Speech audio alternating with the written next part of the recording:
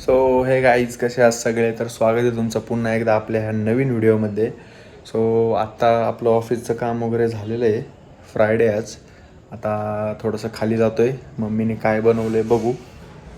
कसं काहीतरी थोडासा नाश्ता करू आणि पाहत राहा छोटासा एक ब्लॉग. सो गाईज हे आजचं वातावरण बघा तुम्ही, मस्त आले. आज जरा ऊन पडलेलं आज नाही का, म्हणजे आज 2 दिवसातून ऊन पडले आणि क्लीन झालं एकदम मस्त. आपलं इकडं काम मी आपला सेटअप असा छोटासा काहीतरी पिंग आलाय मला आता. तो काय आले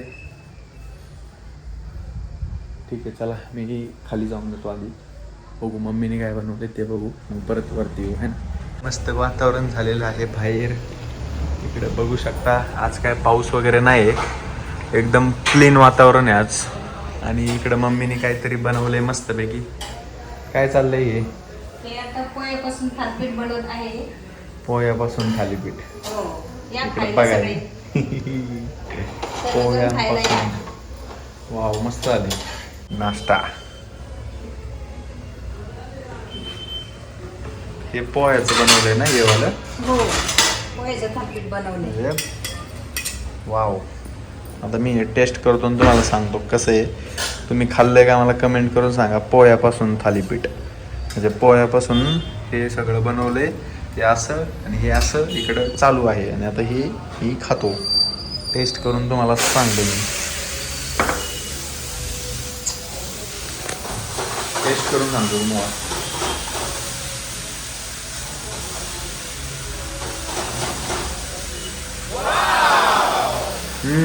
एक नंबर, एकच नंबर, एकच नंबर. Very nice. असं बनवतात बघा.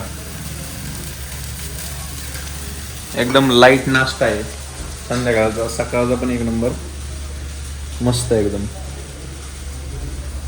या खायला पोह्यापासून तर थालीपीठ. इकडं आमचं तळ बघा किती भरलंय गावातलं. फुल पाणी.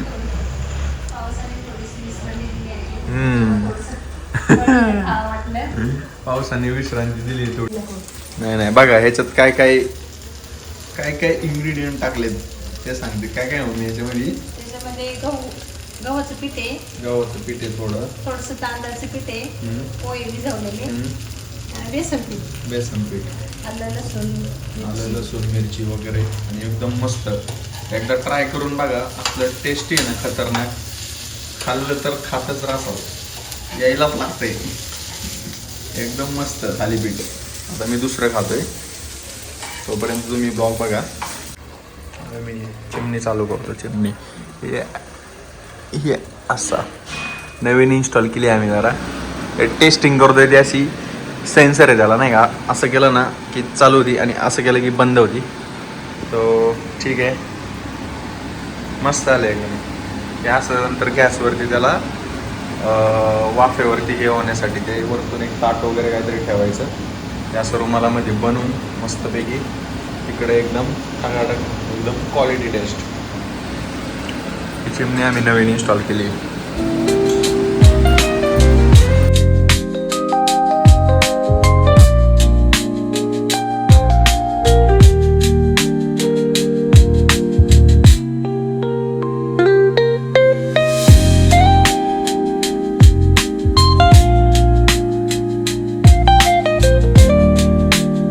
सो आता हे असं झालेलं आहे मस्तपैकी. आता याला पलटी करायचं आहे. हां वा एकच नंबर. सक्सेसफुली पलटी. बघा प्रोसेस लक्षात घ्या सगळ्यांनी. अशी प्रोसेस असते आणि नंतर खायची प्रोसेस असते.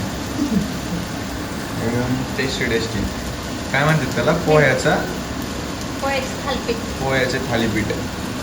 Must try at your home only. तुम्ही बनवून पहा आणि मग खावा, आम्हाला सांगा. पोह्याचे थालीपीठ. सो गाईस तुम्हाला कसे वाटले थालीपीठ कमेंट करून सांगा. आणि तुम्ही पण ट्राय करा एकदा तुमच्या घरी मस्तपैकी पोह्याचे थालीपीठ. आता मी हे खातोय इकडं बघा. मम्मी मला देते आता. तिसरं चालू आहे माझं हे. एकदम टेस्टी आहे. Here is wow